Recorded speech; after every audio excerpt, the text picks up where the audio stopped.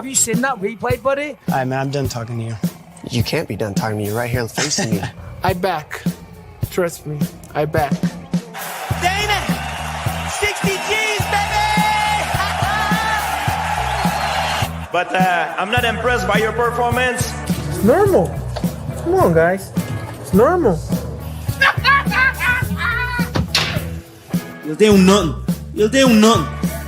I'm the man of the hour, Joe. Too sweet to be sour. What you see is what you get, and what you don't is better yet.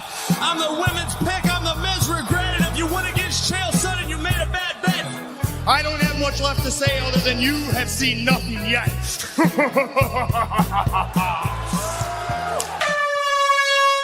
What's happening, Fight Week Show fans, Fight Week Show people? Then we are back with another episode of Don't Stop Shakedown. And joining me tonight are my boys. We got the Rambling Dad, MMANomaly. We got Crossover. How's everybody doing? We start with Crossover, then go around the table, man. How you doing, my bro? I'm doing good, man. It's good to see the boys always get back on here, chop it up. We had a week off, and it's good to be back in here with the boys. Yeah, man. McDane, man. How you feeling? I'm good, bro. Like I said before we jumped on, I'm a little tired, but building up this energy now. We're back. Yeah, I mean, it feels like I've not seen you guys in fight. It's always the same. There's one that we miss one fight card. We don't have one fight card at the weekend, and it feels like I don't see you motherfuckers for a month. Yeah, I mean, this man's talking about we missed one fight card. Olin, we know the feeling of that, of losing that one fight card, because some craziness happened right in the middle of the week. While we didn't have that fight card, we lost a spot on the card. I mean, on the table, because McDane went up one, right? I don't know what happened. This man, Leroy had an epiphany. I mean, how you feeling about it? I'm still hating, bro. Like, I'm hating. I'm thinking McDane slid him a 20 under the table or something, brother. Had to. I don't like that. Had to. I don't like that. Okay, McDane, you slid him something else. All right. Is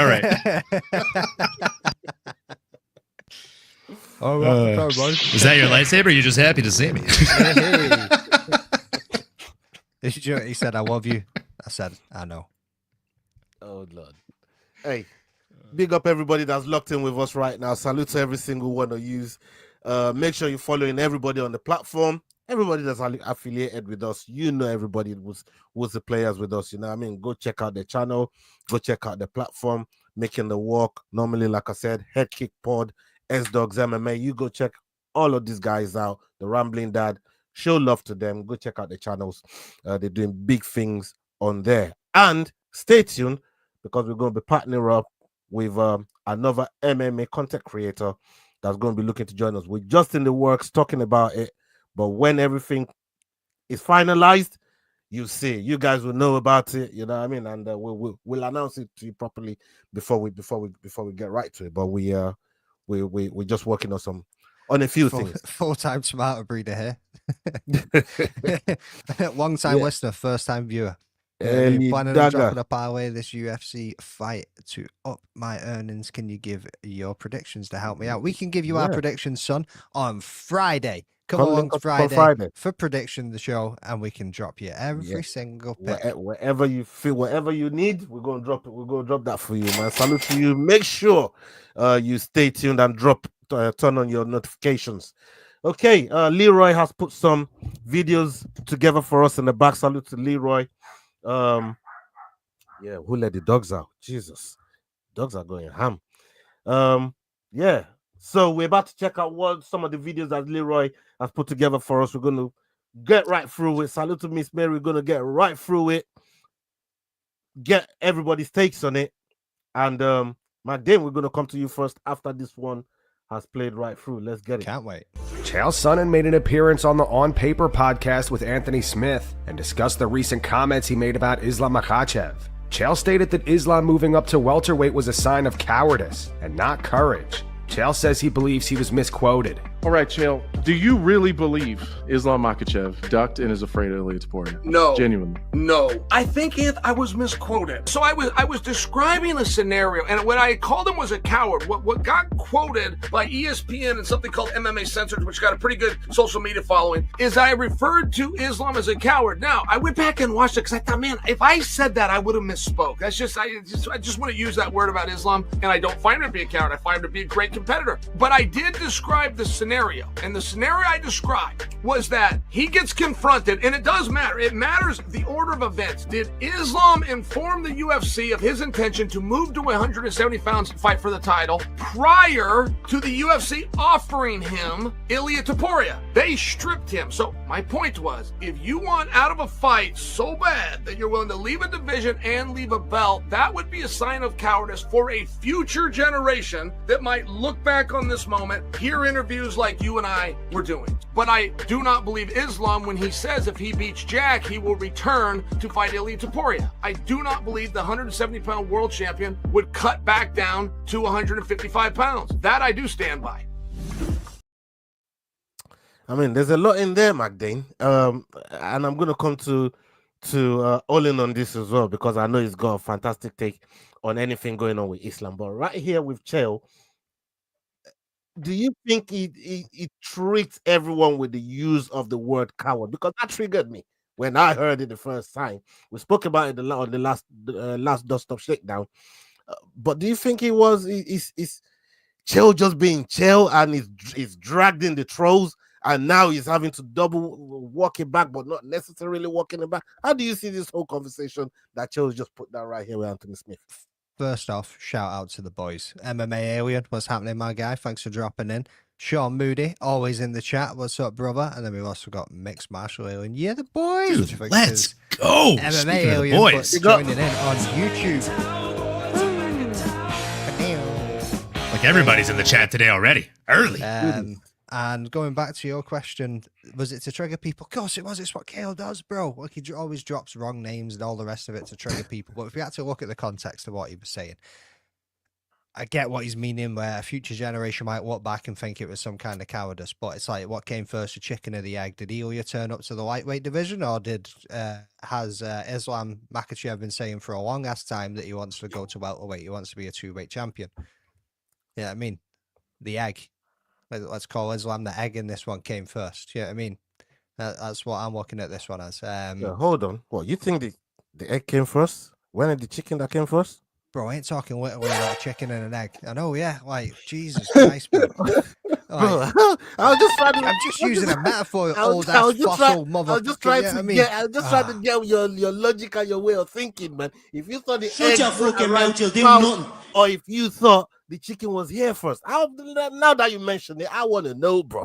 Like, which one you think got here first? Bro? Are we really going to go on a little fucking sidewinder tangent here, or what came first? I want to know what you think. I'm not going to argue with you. I just want to know if you're a dumbass or a clever motherfucker. Let's hear it. All right, okay. So if I think opposite to you, what makes you dumb and what makes you clever, or what came first? How do you know what? How do you know what came first? I will be the judge of that. Talk about evolution. Depends. Which one you think got here first, the egg or the fucking chicken? I'll be the judge of that. Whether you're a dumb motherfucker or a clever motherfucker, tell me right now. No, not just tell me. Tell everybody. I would say the egg, because the egg probably came from something that evolved from something before, and then it evolved into a chicken eventually over time. Okay, you're a clever motherfucker. What is a chicken? Let's move on. Drop the egg. But yeah, I mean, see, bitch. You're clever. Dropping the egg while he's dropping some knowledge. I just dropped the little fucking. Hey, listen, I was going to agree with whichever one it went with. That was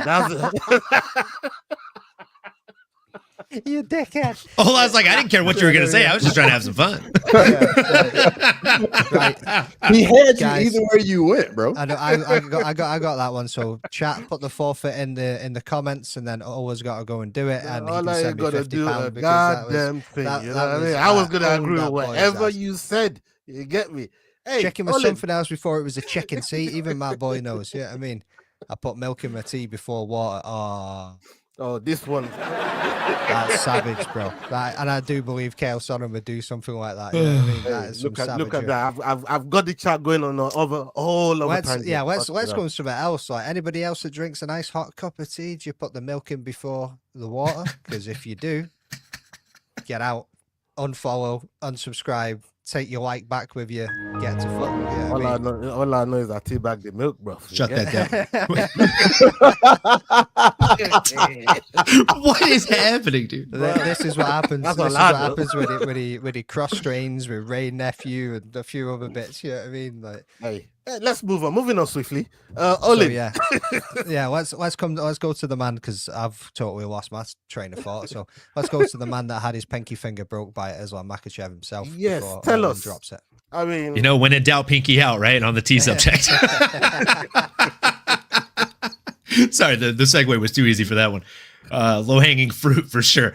Yeah, I mean, I think Chael does what Chael does, right? Like, he's one of the best talkers in the UFC when he was fighting, and now that he's not in the UFC, he can't call people out. He can't talk crap to people, so instead he talks crap about people, but he does such in a clever way to where even if you're an Islam Makhachev fan like myself, you can't really be upset about it because he words it so eloquently.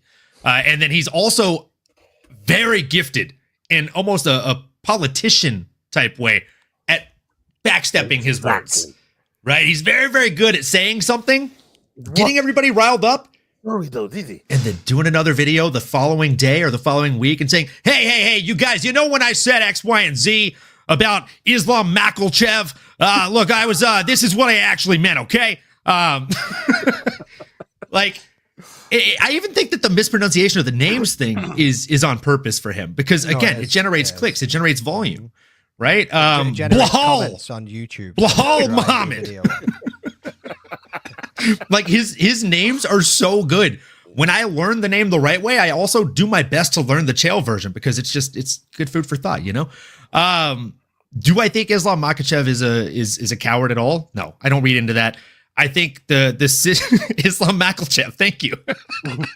That's exactly how he says it, bro. Islam Makhachev. So Islam Makhachev is not a coward by any way, shape, or form. I think he's in a lose-lose situation. We just saw him beat one of the greatest of all time in Alexander Volkanovski. Not once, but twice. And instead of people saying, holy shit, Islam's a beast, he just wiped this dude out twice. And the second time he did it, he finished him. And he made it look easy, clinical even. Whoa. No, people weren't saying that. Whoa. Yeah, I say that as an Alexander Volkanovski fan. He set up that head kick clinically. No, 100% in that second fight, but you can't say you fucking absolutely dominated him in that first fight. He didn't in the first fight. The first fight was very close. What I'm saying is he fought a close fight, went back, downloaded data. You never said that. You never said that. All right, Chael. I said he beat him Chael. twice, and in the second fight, he dominated him. I didn't say he dominated him in the first fight. He did. Trust me, he did not dominate him in the first fight, and I would not say that. I'll pull receipts. Pull the receipts. Pull the receipts, brother. I will. Either way, he dominated him in the second fight. He beat him in the first fight, and instead of anybody talking about the fact that he beat one of the greatest of all time, they were talking about the fact that he's beating featherweights. He's not beating lightweights. So, like, what happens if he beats Ilya? You guys are all going to say the same thing. You're going to die on that same hill. He beat another featherweight. Here we go again. So Islam is doing the best thing he could possibly do for his legacy. He's going up in weight class, which he said for the last few years. Credit to this man for calling that out, right? He's been saying it long before Ilya has. He went up, or he wants to go up in weight class. He's been saying this. The first person he sparred when he came to AKA, I don't know if you guys know this, was Leon Edwards. And he beat him. The whole gym knows it. So he has that experience. He knows he can get it. And then all it's going to do is serve his purpose. If he goes up, best case scenario, he becomes the welterweight champion.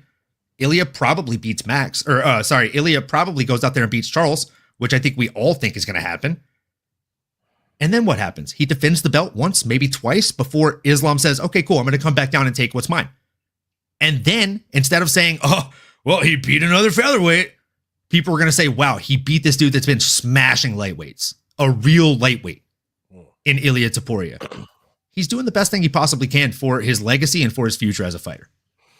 Yeah, there's something cross. There's something that, Sonnen said in that clip there that kind of stuck with me.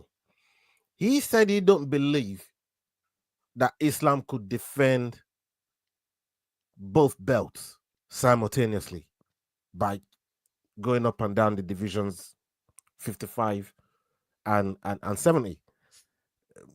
Do you, from obviously what you know, obviously I can't predict the future, but from what you know and the data that you've got of Islam and his professionalism and everything else, do you think that changing, defending both belts simultaneously in both divisions, do you think it'll be a problem for him?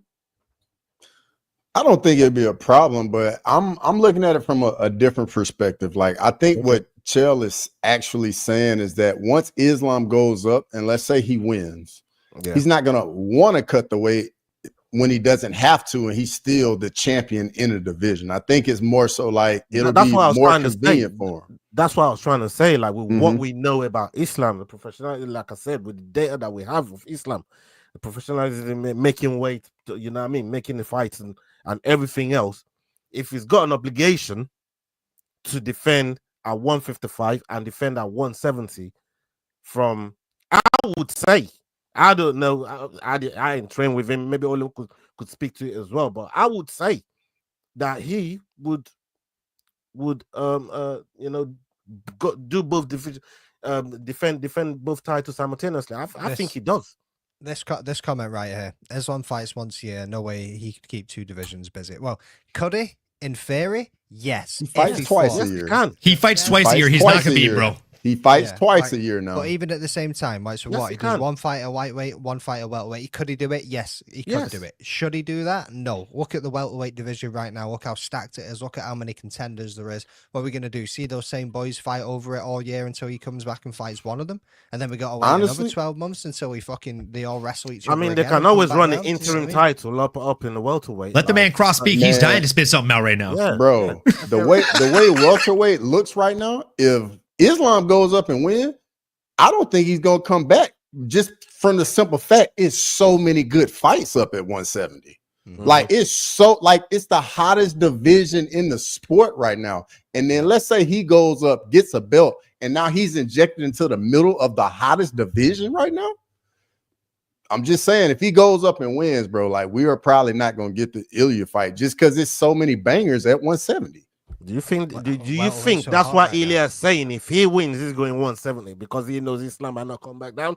Is that what you? Is that? I think that's a vast mistake. If he comes up to face a larger Islam at 170, that's a huge mistake. Because I personally think Islam beats him at 155 too. I think I agree with you, Owen. I think it's a mistake, but I think it's closer at 155. It'll be a baller move though if he does it. If he goes wins it at 155 and is like, you know what, I don't want this belt anymore. I want to go up to 170. And that's a dick on the table move if I ever heard one, bro. He walks into Dana's office. He's all crazy. Imagine if he gets it done as well. That'd be crazy, bro. Hey, that's like Connor on the come up type energy right there, dog. Fucking fun on that, bro. I don't even think Ilya can beat JDM. I'm not about to sit down here and even think. Ilya can't beat JDM, but Islam can. Styles make fights, right? And I think stylistically, JDM is also just too large for Ilya. Ilya is a natural featherweight. He cuts an appropriate amount of weight, not a vast amount of weight. Islam he's a tweener, right? If there was a 165, he would rule that division with an iron fist. It's just a simple fact. But because there's not, he can make 155. Probably not fun, but he can make it. 170 for him is going to be a damn good division. And Carlos Madera, like I definitely respect your thoughts here. And you're saying Islam will look small against JDM. I disagree. There's a 1 inch difference between their height, and there's a 2.5, 3 inch reach difference between their reach. Striker versus grappler, the way grapplers utilize their reach and dive for those ankles when they know how to, I think he's going to negate that 2.5, 3 inches of reach that JDM has. And I don't think that JDM is that much larger than him, to be completely honest. I think the size of Islam next to him might shock you. You see Carlos' latest comment though? Highlight that one. Islam wins and goes up to fight new champion Khamzat Chimaev. I mean, that's how Uncle Chael would say it. When you need him. Ooh. I mean, we definitely need y'all on here right now with that one. There's one thing we did know. There's old beef. There's old beef in and around there. And eventually the wolf had to tuck his tail. I'm going to apologize to the Khabib team for the slander. Last time I checked, the wolf loses to a bear. So, I mean, give me Islam all day there. Khamzat's best chance in 90% of his fights is his grappling, and Islam's grappling skill for skill is better. It's just better. What do you say to that, Cross?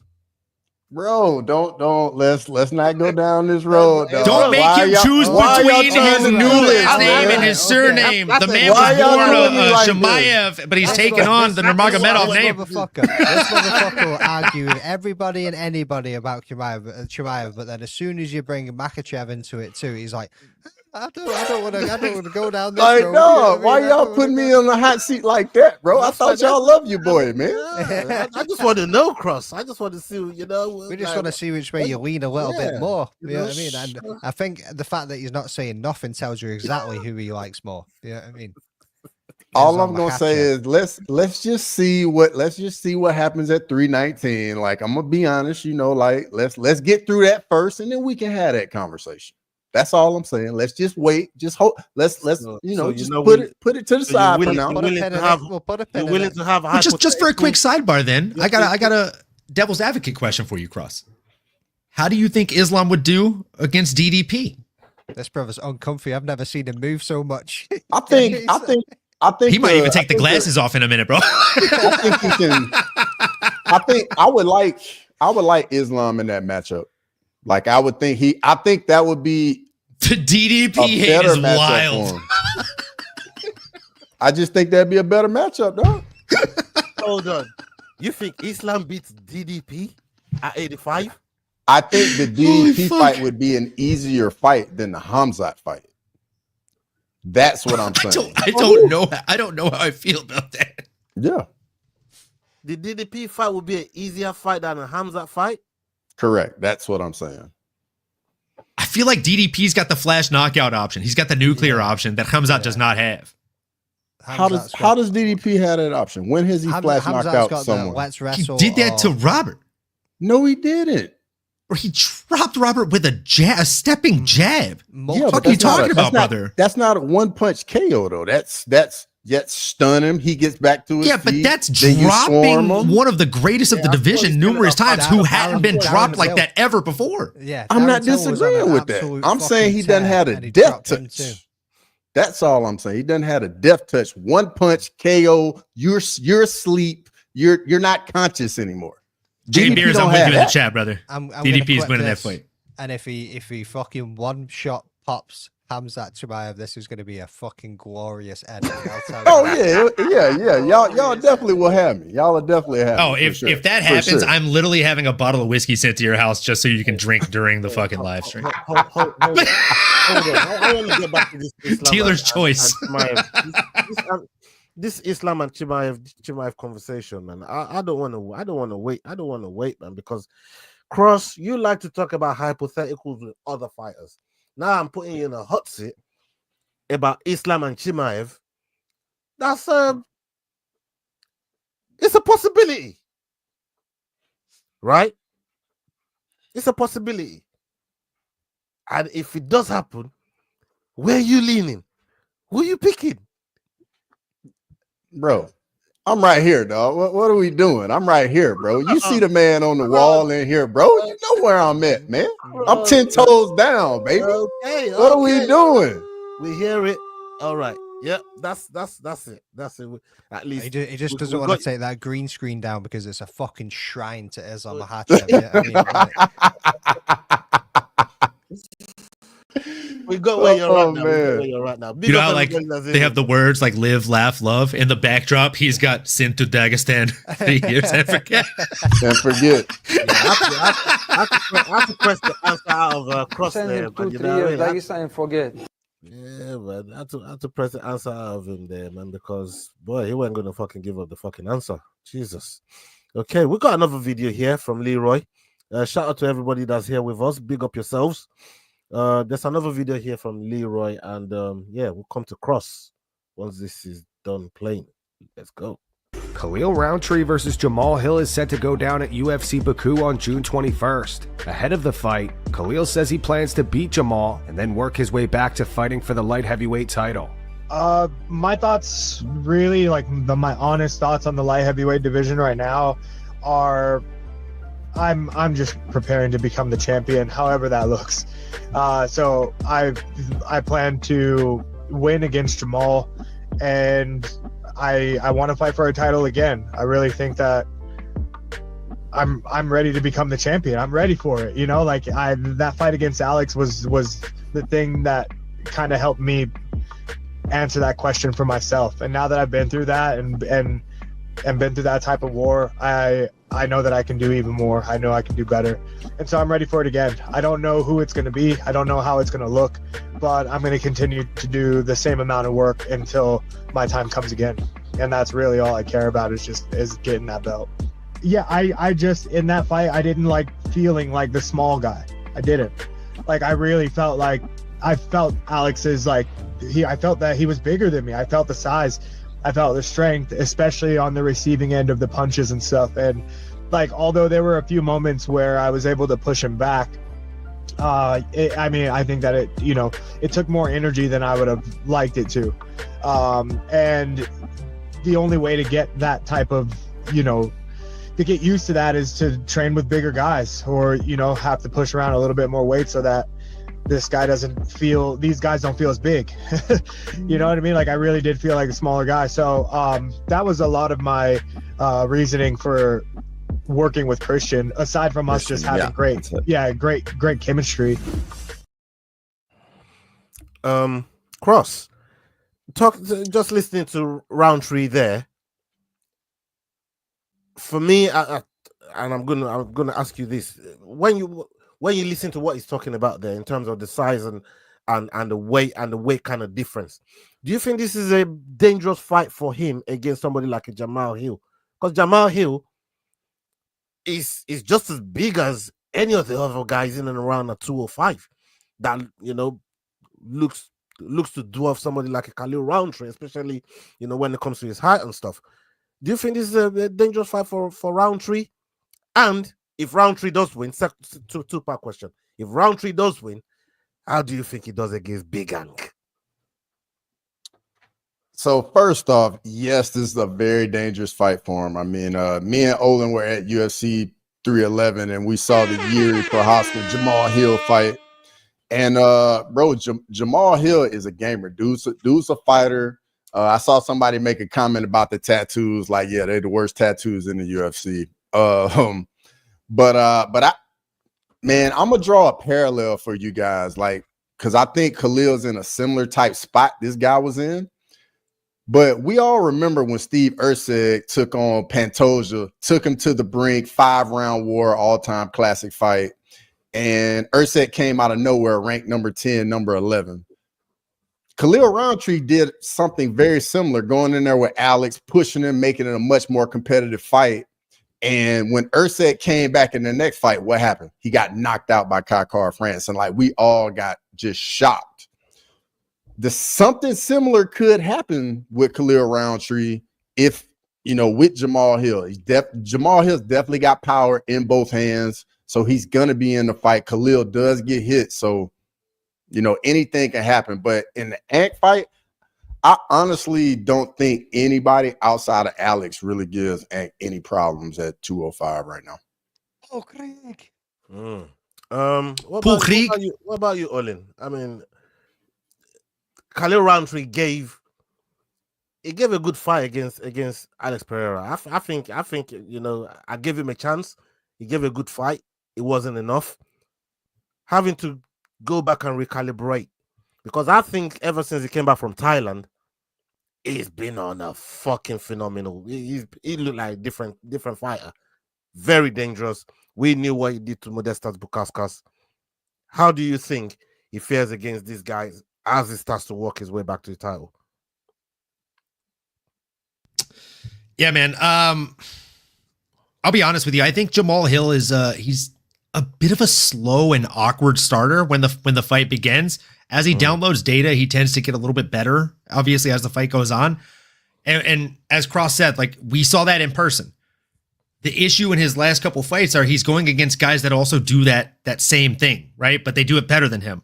Talking about Alex Pereira, talking about Yuri Prochazka, right? Like, both of these guys are experts in downloading data and then executing on the data they download.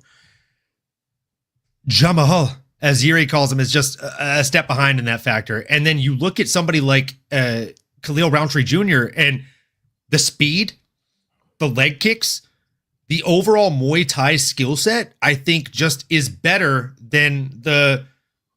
I mean, I don't even know what style would you say Jamahal Hill is? Like, I would call him an MMA fighter. Mm-hmm. Yeah, but I think his boxing is quite crisp. Yeah, his boxing is really crisp.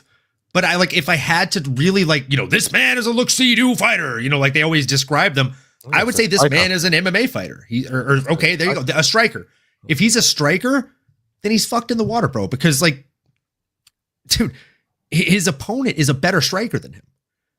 And I would put even just the kicks over the hands all day, because the kicks of Khalil Rountree are disturbingly good. And look at his fight log. He doesn't even have to use them most of the time. Because, by the way, he's also got lead for hands, bro. Like, that pullback after he dropped Anthony Smith is still one of the coldest moments I've ever seen in mixed martial arts. Like, that was the look of, I could end your life and I'm not going to do it. That was loaded, bro. That was dude, it was a shotgun. He was ready to go. I got a question. What's Khalil Rountree's best win in the UFC, though?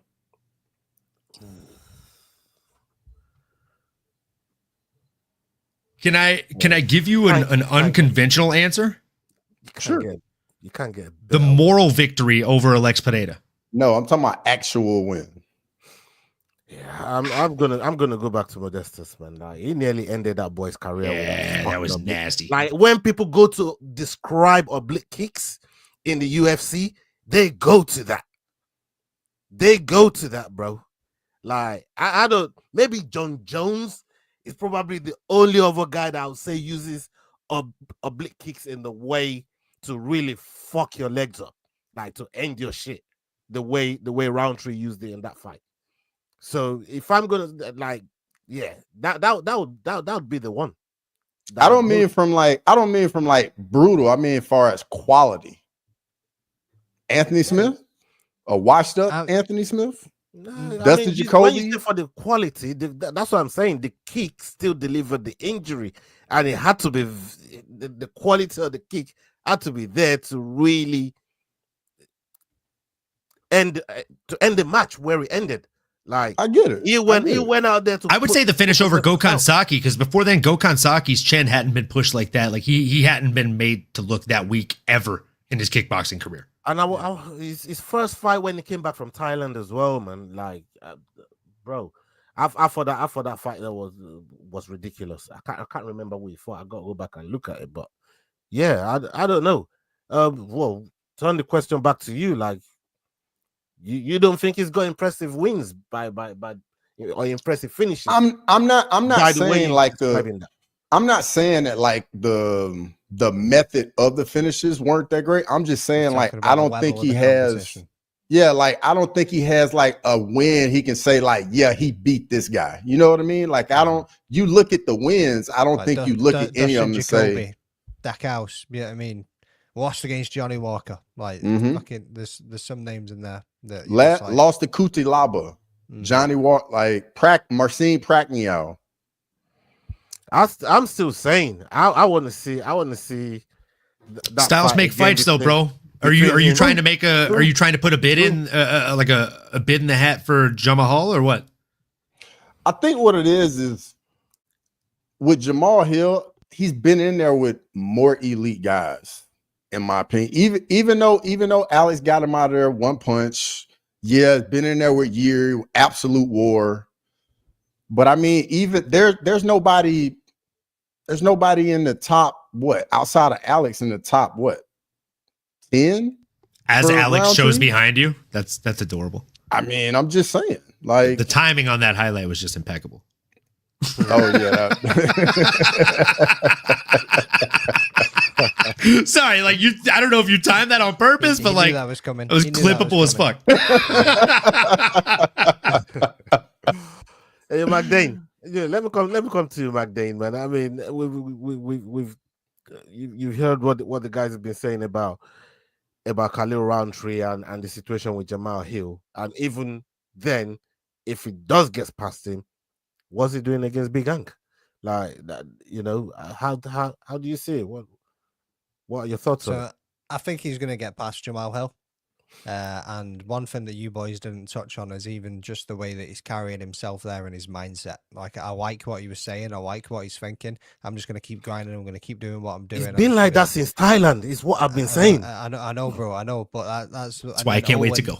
Owen then nailed it with, like, his best win was his loss over Poatan because he never lost any stock. Yes, as the rounds went later on, Cross, before you jump in and start defending your boy, you know what I mean? He got the brakes beat off him towards the end of that fight.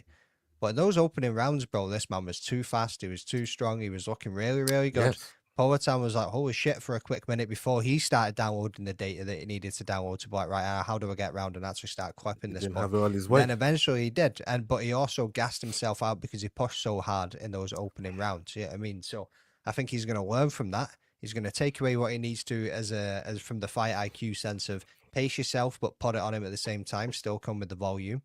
And when you look at Jamahal Hill in recent bouts, I think somebody like Khalil Rountree, like you keep saying as well, like you've all said it with the kicks, if he pushes forward and starts doing shit like this, it's just going to overwhelm Jamahal Hill to begin with. And I reckon he gets it done, and he gets it done early. I'm gonna throw a little something in real quick.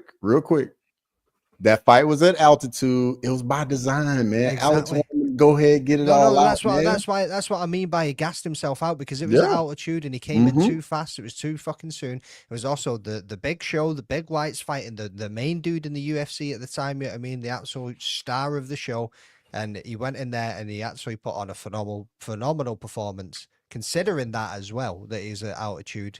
And he gassed out just a little bit too early. So what I'm saying, he's going to take his learnings from that. He's got a good mindset about him, where he's saying he's going to go in there and do what he has to do and just keep doing what he needs to do to get back to this title shot. Let me go back to Ola, because he asked me, what do I think about the big Ank fight? I don't think he's ready for that on Crossover's point. If you look at the level of competition that he has got wins over, I think he gets the win over Jamahal Hill. Then we need to put him up against somebody like Jerry. Then we need to have a look at him against, I don't know, maybe throw in a Rakic or whatever. The guy from New Zealand, Australia, Oldberg. Yeah. Black Jag. Yeah, he definitely needs to see at least one of those guys, one of those three guys you just mentioned, before even having any kind of conversation about Big Gang. But Olin, you got something you wanted to add to this?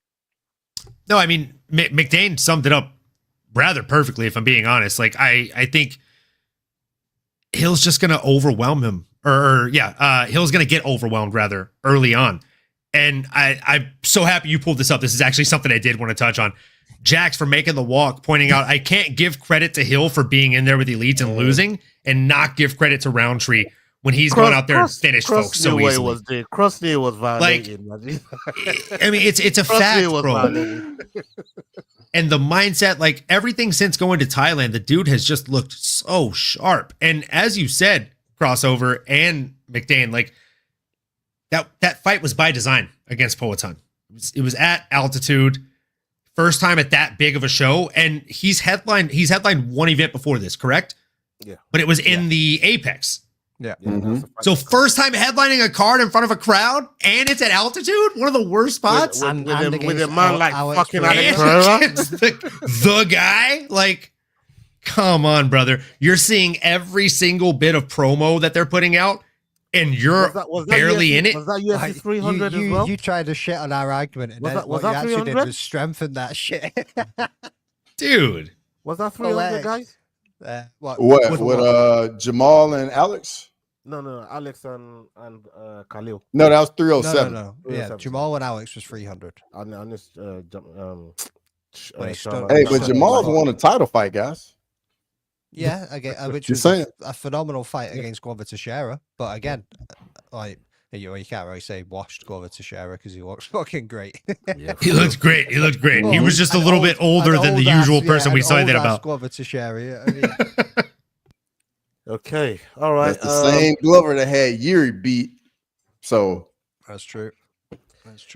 Hey, Cross has been on some dirty. Here he is. Cross has been on some dirty ones today, man. You know what I mean? He's been out here violating, man. You get me? Like, I don't know what's going on with Cross today, bro. Like, he's also different energy, man. I like it. How many bomber clot egg? All right, let's get to the next video. And we'll come to Olin for his take on this one. Let's hear it. Joe Rogan likes the fact that Sean O-Malley made some lifestyle changes ahead of his rematch with Merab. However, he's not convinced it will make much of a difference. On a recent episode of the Joe Rogan Experience, Joe said the Merab rematch with Sugar Sean, that's an interesting fight. Very interesting fight. I do not know how Sugar Sean keeps that guy off of him, but I do like what he's been doing. Got off social media, stopped smoking weed, just dialed the in, got his hip fixed, which was a big problem. There's a lot of these fighters that take these fights because it's a lot of money and it's a big event and they don't want to cancel and they've got a significant injury. Sean could not wrestle. Imagine not being able to wrestle in camp and then you've got to face Merab. He's a f***ing animal. That guy is superhuman. There's no one like him. The cardio that guy has is off the charts. It's just off the charts. I've never seen anything like it. He doesn't get tired and he's full gas, no breaks the entire fight. It's just smothering, overwhelming people. Even Nurmagomedov, who's also an animal, he couldn't keep him off of him. This motherfucker's crazy. When Daniel Cormier went to visit him on Sunday, the day after the fight, he's out running. DC went to his house to congratulate him, and he's like, this motherfucker's out running. He just won the world title, and the next day he's running. He's an animal. He's a f***ing animal. Hey. Shout out to Merab, man. Like Merab, in the build-up of any fight, it gives you all the fucking content you want. Yeah. Why man. has Joe Rogan not had him on the podcast yet? Yeah, is my question. We don't know. Maybe Merab is out still running. Like who knows? He's like, I'll run to Houston or Austin, wherever the fuck he is. Yeah. You never know. But Olin, I mean, hearing what Joe Rogan said there, you know, in terms of all the changes and everything that you know O'Malley is doing. Do you think genuinely O'Malley got a chance? Like do you think genuinely O'Malley got a chance to stop smoking weed to help his cardio a little bit better than it is? Even though Merab tried to warn him. Like, bro, you think you can keep smoking weed and outfight me? Like, bro, you don't know what's coming your way. So he must have listened, because when they say you don't lose, you learn. It looks to me like Sean is doing everything to learn from his last fight. What do you say? Yeah, thanks for passing it to me. I completely agree, right? Like, you don't lose, you learn, right? You either win or you learn. That's something they taught us at AKA very early on. And I will say this. Do I think that stopping smoking weed, getting his hip repaired, doing essentially all of the right things, focusing on his wrestling, changing his camp up significantly to cater to the opponent is going to help him and increase his chances in any way, shape, or form? I mean, come on, don't be crazy. It's not going to happen. Because the simple fact of the matter is this. I like striking. Does it help him get his jacket back? Does it help? Oh, he's never getting the jacket back, bro. That red jacket belongs to Merab. And here's the thing. Even if it hangs firmly in Sugar Sean's jacket, that jacket belongs to Merab. Everybody knows this. You know this, brother. The thing is, you can learn striking in a year. You can learn striking, at least the basics, right? In a year, 2 years. Wrestling takes years, many, many years to learn. Jiu-jitsu, grappling in general takes many, many years. And while Sean was learning how to stop smoking weed and fixing his hip and learning how to wrestle a little bit better, you know what his opponent was doing, folks? He was out fighting one of the best in the world. And I don't just mean one of the best mixed martial artists in the world. I mean one of the best grapplers in the world, in a young man that you may have heard of named Umar Nurmagomedov. And he went out there and he pretty handily beat him. He went out there and he beat him, right? 7 out of 30 takedowns landed. By the way, he landed one less takedown over Sean O-Malley, but he attempted 15 less. So what does that tell you?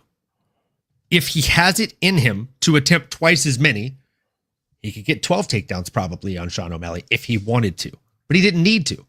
You see, he was showing off in the first fight. He was trying to prove a point, and he was outstriking Sean O-Malley for a great, vast majority of that fight. How do I think this next one goes? I think it goes worse. I think Sean stylistically beats a lot of people in this division. Unfortunately, Merab's not one of them, I think, ever. I think if you run this fight 10 out of 10 times, everybody has a puncher's chance, and I still would probably bet on Merab 10 out of 10 times. I mean, McDane, what's your take on this whole thing with Merab and O'Malley? Because you don't look like nobody's giving O'Malley a chance. And I also want to ask you, do you think if Aljo had stuck to what he knows rather than what he ended up doing with O'Malley, fuck knows what the fuck that was, do you think O'Malley gets better of him on the night? It's a tough one. You know, will he do better given Dan? I knew Owen was going to come out with a no after he fucking listed off the stop smoking weed, cater in his camp. I knew he was just going to no. I was better when I smoked weed. What you need to remember though, everybody's different, bro. What you need to remember is he landed that teep kick in the 5th round, and Merab was hurt by that shit. You gotta give him that too. You gotta give him that. And whether that's gonna happen in the first, probably fucking not. Yeah, I mean, I understand. No matter. He's got to do something different. It's going to be a tough night for him. Does he have a chance? Yes. Everybody's got the puncher's chance. Can he keep him at range with the kicks? Potentially. But for how long? Like he said, double amount of takedowns is potential with this man. The cardio is there for days, and it's all about a matter of when, not if. How old is Merab, by the way? Nobody talks about his age.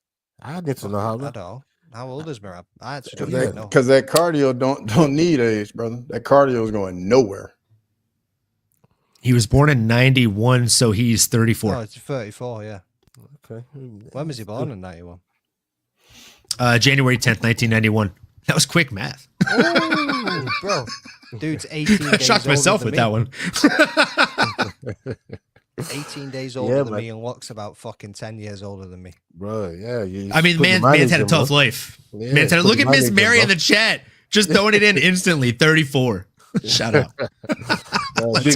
Big up. Miss Mary, be honest, did you ask Alexa or what happened? Oh, she for sure Googled, but I mean, didn't we all? No, I was about to. Hey, Cross, let me come to you, Cross. I mean, no chance for O'Malley. Are you going full house on this? Like with all the changes, as Joe Rogan was saying, like nothing changes. I'm not gonna say O'Malley has no chance. I mean, I agree with the guys. Like everybody's got a puncher's chance, but I think O'Malley has the best puncher's chance in the entire division. He's got the most power in his hands out of everybody in the division. Like maybe he'll land like a right straight or uppercut or the teeps to the body. Like honestly, I think the body work is the way you got to go after Merab, man. You got to try and affect him to the body and take away a little bit of that gas tank. No one's really tried to do that as well. You're right. Umar tried to chop up those fucking legs. That didn't make a difference. You got it's the body work. That's how you have to get them. Cardio, man. You gotta invest in the body. Like, yeah. I like that idea. Cross. You gotta go to the body, and then that way you can slow him down. And then maybe you can clip him on the chin as he's coming in because you slowed him down a little bit with the body work. But I'm still leaning Merab, and I just think the cardio, man. The cardio never goes in a slump. Dude's always running, always in really great shape. Yeah, I understand O'Malley's made all these changes, but at the end of the day, they both have been in there and they know, like they felt each other and they know. One thing though is obviously Sean's come off social media. He's not doing all the hype shit that he done last time. He's not making all the stupid videos. He isn't doing all this crap. And it seems like Merab's trying to push for it. He keeps making these videos and he keeps doing this. I know Merab, like he makes funny content. He pushes it out there. He does all of this stuff all the time.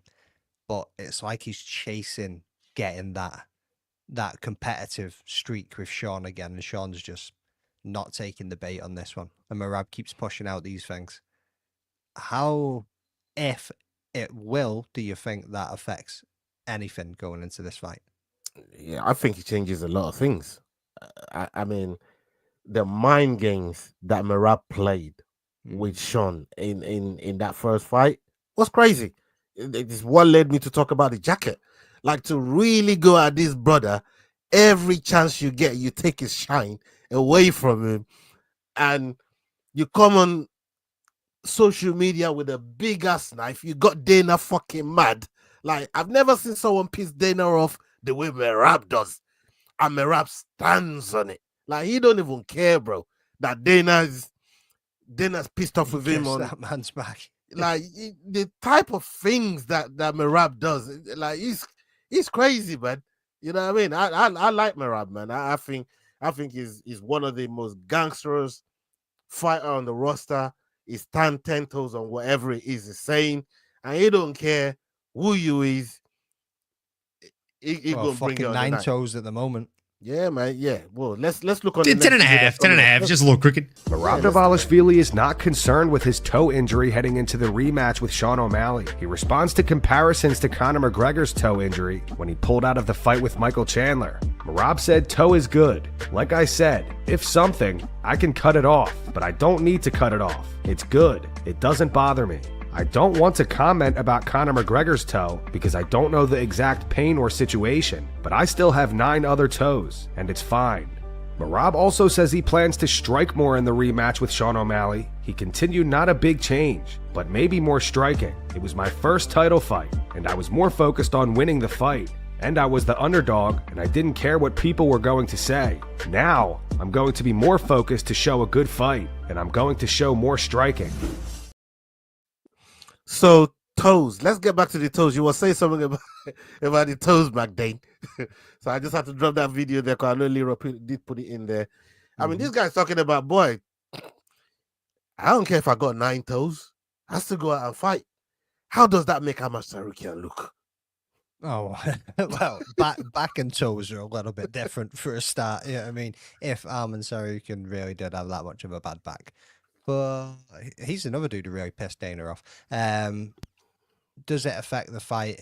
No, I don't think it does in any way, shape, or form. We have seen Merab with his toe hanging off, like literally snapped in half. This dude does not give a shit, and a little pinky toe being injured isn't going to stop anything. I mean, Cross, what do you think about him talking about he wants to do mostly striking in this fight now, as opposed to even be more dominant in the grappling department? Facts. You know, Jax with the facts. Yeah, I plead the fifth on that one, Jax. Moving along.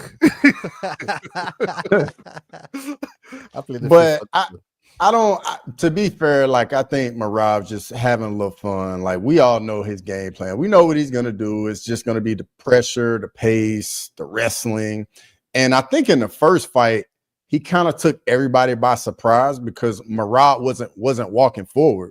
He was like allowing O-Malley to come towards him. And then once O-Malley would try and sit down on shots, Merab would just shoot right underneath him, get the takedown, and then O-Malley would just be stuck there.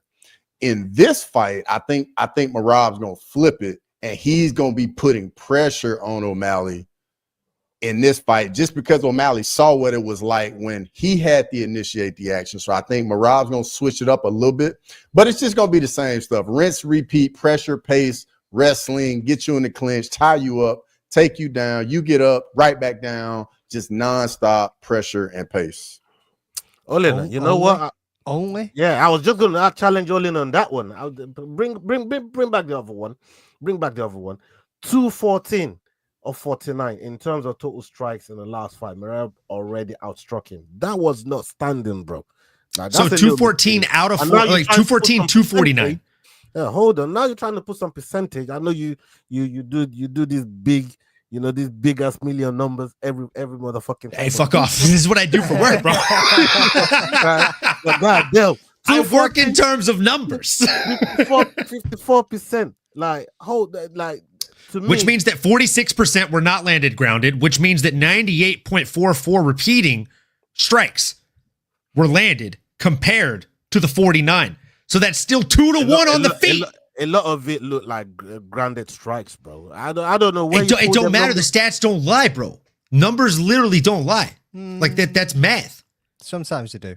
Who wrote down those strikes? Yeah. This is on UFCstats.com. These are the official stats. UFC.com's a load of bullshit, bro. That thing's not UFC.com, UFCstats.com, bro.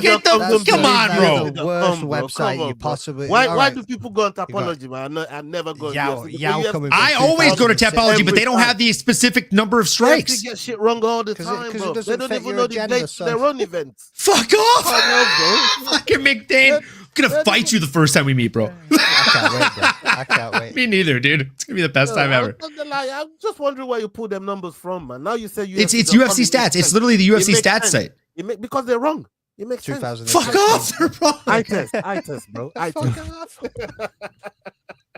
This fucking guy, dude. It's not what UFC.com said. Fuck them. Yeah. Oh, literally 35% of them were at distance, 9% of them were in clinch. If you consider clinch shots grounded shots, then I mean, come on. But either way, strikes him in round 1, 3, and 5 numbers. Do I? Come on, bro. Like, come on, dog. What you like? No. I mean, if you want to look at it in terms of the rounds, round 1, Sean landed 14-16. Round 3 was 11-17, and round 5, he said, was 11-10. So you are correct. You are correct on 1 out of 3 that you just said. What's significant? Or was that significant? What's that? Was that significant, or is that just total strikes? Those are significant strikes. I can go through total strikes too. Round 1, it was 14-25, a much worse differential for Sugar Sean.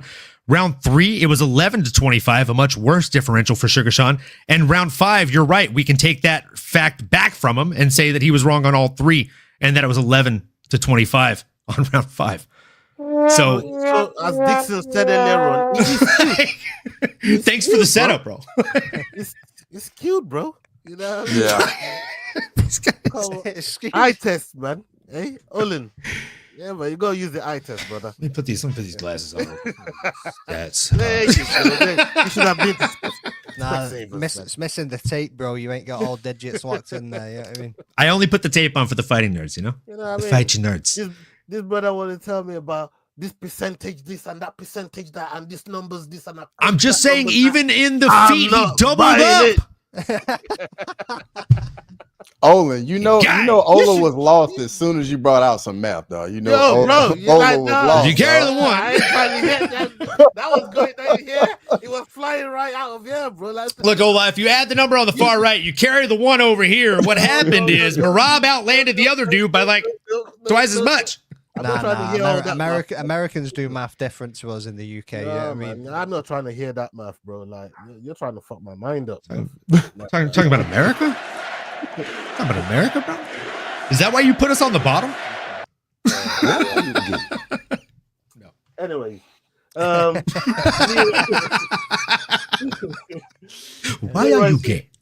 Leroy's next video here, and yeah, we stick with Olin to get his reaction to this video here that Leroy's put in. Shout out Full Mount MMA, by the way. Big up to them for their videos. Okay, let's get it. Nate Diaz had words for both Justin Gaethje and Bo Nickal before Nate boxed Jake Paul. Bo predicted Nate would get knocked out in the first round. But the fight, I thought Jake was going to knock him out first round. Nate and Justin Gaethje have had beef for years now. Nate was critical of Gaethje's loss to Khabib Nurmagomedov, and Gaethje fired back, calling Nate a bitch. Nate recently made an appearance on the HJR podcast along with Rampage Jackson. He went on to say, "You guys are all OGs to me, and now that I think about it, it's only like 3 or 4 years ahead of me. But now these fools that are like 10 years younger in the UFC, after me or 12 years after me, and they're like, Nate Diaz, you're a bitch." And I'm like, why are you talking to me like that, motherfucker? Just all them fools. Like Justin Gaethje, when he came out, he got in the UFC in like 2016 or some shit. He's like, he's a fucking this and he's that. I'm like, bro, not that I'm demanding your respect or anything, but why would I even acknowledge that? I should fucking beat your ass when I see you. It's wrestlers, that's what it is. That Bo Nickal dude was talking to somebody about me, like dissing on me, and I'm like, bitch, you. Why are you even putting my name in your mouth? You little bitch. Young ass motherfuckers. I'm with it though. Good, but be about it when you see me. I'm like, f you, bitch. And you're like, what are you talking about? I remember what you said. Yeah, I mean, I was waiting on the impression. It was on the tip of his tongue. It's always these fucking wrestlers, bro. Fucking OGs would know better. It's 209, motherfucker. I'm not surprised though. Fucking Bo Nickal should call him Bo Penny with his bitch ass. Yo, you got it right there, man. Energy when you see me, motherfucker. Keep that fucking same energy when you see me, motherfucker. Keep those hands up, cause I'm a fucking blap your ass. Yeah, we're behind from 300 fucking Nate Diaz army motherfuckers. Yeah, I mean, standing at the back throwing water balls. Hey, tell Khamzat my little homie wants to fight him. He's right here. Do you remember when he did that shit? Bro, that was the funniest. This dude is like. No problem with Khamzat. But yeah, man. And then that dude lost like the next 2 fights in the UFC. That was the worst. Yeah, but just gonna ask you about. I mean, with Nick, can you even really take him seriously? Like, thank you, Chad King. It was Nick Maximoff. Chad King, that's it. Nick Maximoff. Yep, that's him. Right? Yeah, that is him. Can you really take like Nate seriously when he's going on some of this rants and threatening people and to slap him up and stuff like that, especially someone like Justin that's still active? And do you think it's fair to criticize that loss against Khabib in the way that he lost it after Khabib came out and explained why he switched the submission, the armbar to the triangle? Yeah, take it away, Olin. Like, what do you think? Yeah, I mean, look, Justin Gaethje, Bo Nickal, like, you put both these dudes against Nate Diaz in their prime, we'd all be salivating at the mouth for that matchup. It'd be a fun one. Nate is far past the expiration date when it comes to fighting, and at this point, he's just trying to stay relevant. That's what this is at its core. The fact that Khabib had the wherewithal in the middle of an actual fight to think, oh, his parents are in the crowd, I don't want to snap a limb. Let me just choke him out. It'll just be a quick nap and then he'll wake up. Everything will be okay. That shows me that A, he's probably holding back in that fight in general. And B, probably could have done much worse things to him, because if he's thinking about, oh, I don't want to snap his arm, he probably wasn't throwing the hardest punches he's ever thrown. I saw him throw harder punches against Dustin Poirier, with all due respect. Right? And yeah, I mean, like, Bo Nickal talking shit about Nate Diaz, it's the same exact thing as Nate Diaz talking shit about Bo Nickal. They're both just trying to kind of, what are the kids, what's the term? Aura farm or whatever the fuck they say? Like, they're come on, like that's like a real thing. They're trying to like aura farm and like build off of each other's name or whatever the hell. Like, I know, because Nate was around same as Khabib. So what Nate is saying is about these young ones that are up and coming now and not putting any respect on the name for the people, the four founders that came before him, is basically where he's going with this. So I get what you're saying there, but it's not quite the same as him. Well, can you expand more? Can you expand more on that? And I mean, Khabib would kill any of these guys. Yeah, 100%. I'm not. That's a fact. Khabib could go up 2 weight classes and kill these guys, for the most part. So yeah, I definitely agree with that. In the same fucking interview, though, as Nate's rattling on this, he also claimed that he got offered the part Roadhouse that McGregor was going to play, and then he said, I've seen your first Roadhouse, so who's I'm going to be the bad guy, who's going to be the good guy? And it's like, Jake Gyllenhaal, I ain't getting beat by fucking Brokeback Mountain. Yeah, I ain't getting beat by fucking Brokeback Mountain, not me. Fucking 209. Like, I ain't never tapped out. No, that's fucked up, man. That's fucked up. Before we wrap this up, Cross, you got anything on Nate going off on Justin and Bo? Nah, man. Nate got CTE, man, and just like Olin was saying, hey, everybody's doing what they got to do to stay relevant, get a little bit of publicity, get a little bit of pub. Like, I get it, but like, Nate shouldn't be fighting anymore, even though he probably will do another fight at some point. But yeah, that's just CTE. Oh my god, this is crazy. This is crazy. People, this is what you came for.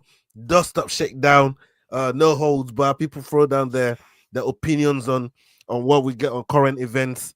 And yeah, this is what it's about. And salute to everybody that stuck with us. Big up to you, big up to all of you. Yeah, we're going to wrap up the show. That's going to be the last video we check out tonight. Shout out to McDane, Olin, and Cross for pulling up, giving up your time. Very, very generous of you. I appreciate you, man. And if you guys got any more free time on your evening, make sure you head on over to MMANomaly channel and catch up on that tough breakdown and recap, people. If you haven't watched The Ultimate Fighter episode 1, get it watched and then head on over and check it out. Oh, I'm doing that while I'm eating my dinner when I get off right here. I appreciate the shout. Yeah, man. Big up, big up, big up. So yeah, people, make sure you're following everybody on the platform. MMANomaly, The Rambling Dad, Crossover MMA, SDAWGSMMA, HeadKickPod, Making the Walk. You know what I mean? Go check them all out. The Fight Week show. Make sure you're showing love to everybody. Salute to everybody that's been here with us. Come check us up on Friday. We're going to be back with a prediction show. And this time I need to make up lost grounds after I fucked up. On the day we didn't even have a card. Leroy, you need to lose your conscience, bro. Leroy, all of a sudden from nowhere grew a heart. There's a little snake in the grass. Shut your mouth, mate. The having two guys with soundboards is fucked up. And when we actually like hit the right buttons at the same time is money, bro. Well, it worked so well. That one the other week, I fucking had to go back and watch that as well. I was like, oh my god, I was fucking crying. I'm gonna have to get me one, bro. So yeah, we've got recommendations. I don't even know if I know how to use it, but if you've got any Elgato software already, I think you can actually download, or hardware, sorry, I think you can actually download the virtual stream deck that they're putting beta just now. Okay. So all right, good job, champ. Woo, if you want any extra buttons up in that bitch, yeah, I mean you can go and get the virtual one as well. I haven't had a look at it yet, but all right, people, we're out of here. Hasta la vista. Salute. See you on the next one. Peace.